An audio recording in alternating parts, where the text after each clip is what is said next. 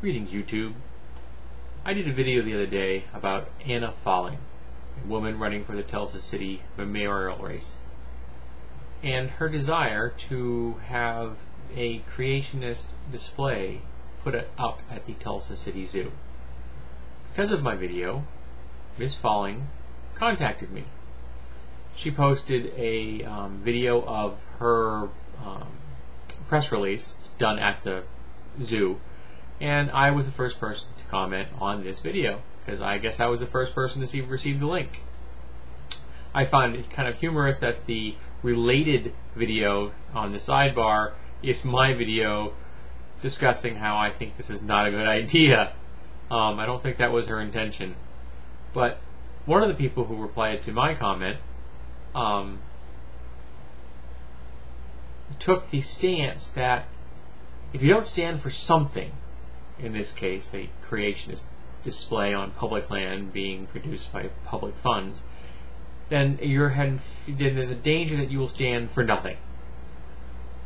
I think that's kind of a specious argument. Just because you say something is bad or you're not tolerant of a certain kind of behavior or an attitude doesn't mean you're uncompassionate, doesn't mean you're a bad person, doesn't mean that you don't have a core belief or you're not moral. It just means that you're willing to say, that thing over there, I don't like, I don't think it's right, I don't think it should happen.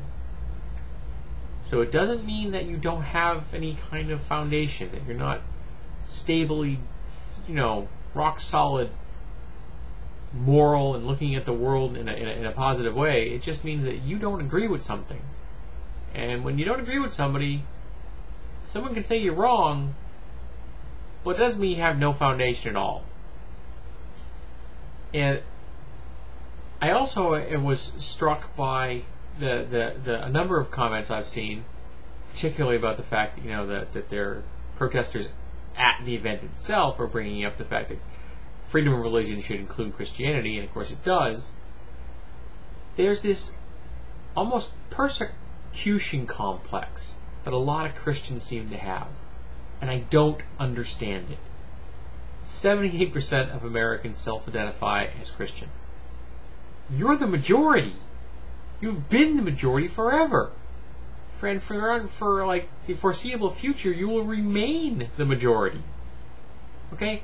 I am an actual minority religious member. All right? For real. We make up a really small percentage of the population, the pagans, the neo-pagans, the Wiccans, what have you. The Christians, they're mainstream. They're the majority, 78%. That's enough of a majority to beat any kind of a vote in any kind of a parliament or Congress, anything like that.